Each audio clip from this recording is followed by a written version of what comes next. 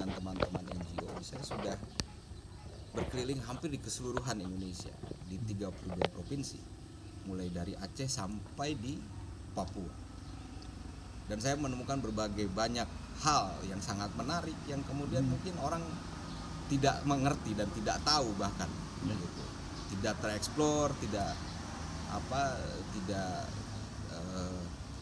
tergambarkan oleh orang-orang masyarakat Indonesia saat itu.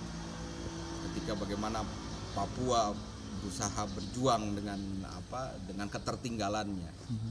Kemudian pulau-pulau terluar yang juga masih mengejar bagaimana hanya untuk bisa hidup normal gitu. Nah, itu yang kemudian menjadi sebuah pengalaman sangat menarik gitu, ketika saya bisa berkeliling ke berbagai daerah, kemudian bekerja bersama masyarakat di daerah yang sebenarnya keinginan masyarakat itu sederhana,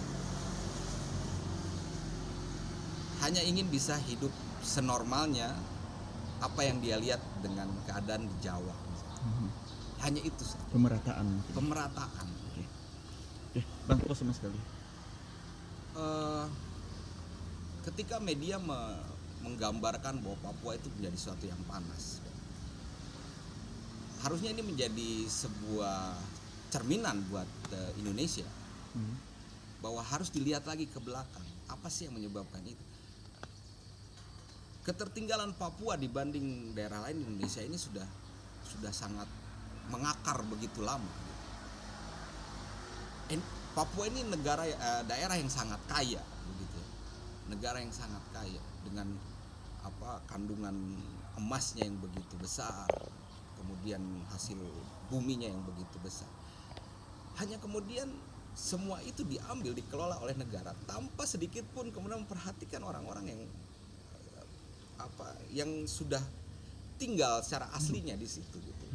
Itu yang menimbulkan kemudian teman-teman di Papua merasa ini harus dilawan. Itu yang menjadi akar permasalahan. Nah, lantas beberapa waktu lalu sempat Papua juga ingin merdeka, itu apa sih Bang sebenarnya? Saya kira ketika Papua ingin merdeka itu menjadi sebuah hanya jargon-jargon kecil saja gitu, dari keseluruhan tanah Papua yang masih mencintai Indonesia.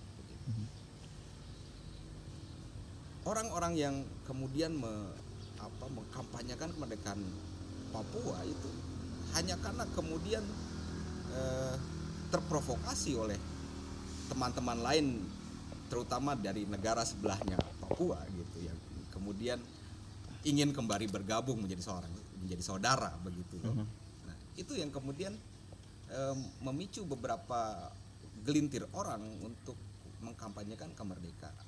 Artinya tidak murni sepenuhnya oleh pikiran-pikiran orang-orang Papua itu sendiri.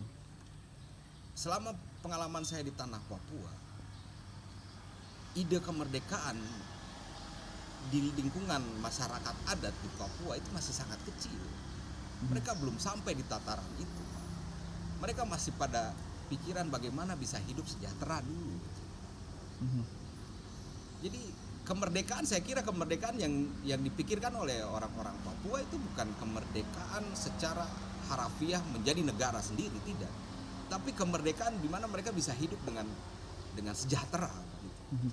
Ketika hasil bumi yang sudah diambil dari Papua itu tolong di-share juga dengan orang-orang di Papua. Artinya baru sampai di situ, Bang ya? Baru di situ gitu.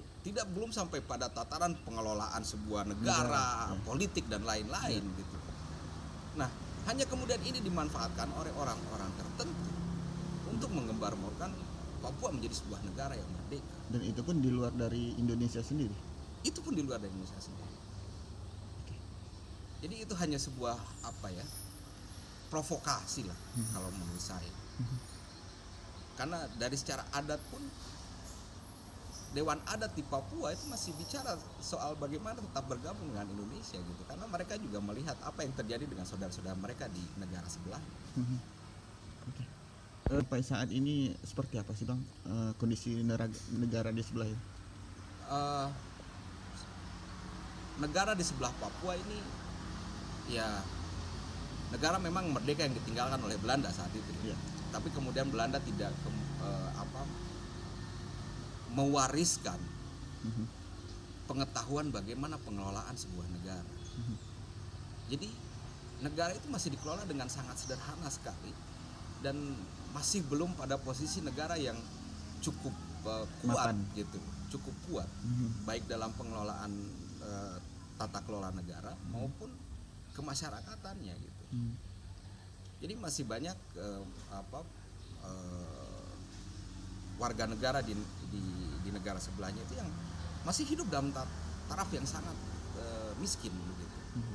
Kemudian tingkat kriminal yang masih sangat tinggi. Apalagi korupsi bentuknya. Menurut berita begitu itu yang saya dengar.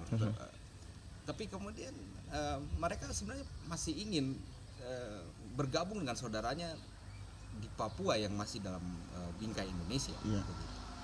Karena kekayaan alam yang ada di wilayah Papua yang di bingkai Indonesia itu masih jauh lebih kaya ketimbang sumber daya alam yang ada di negara mereka.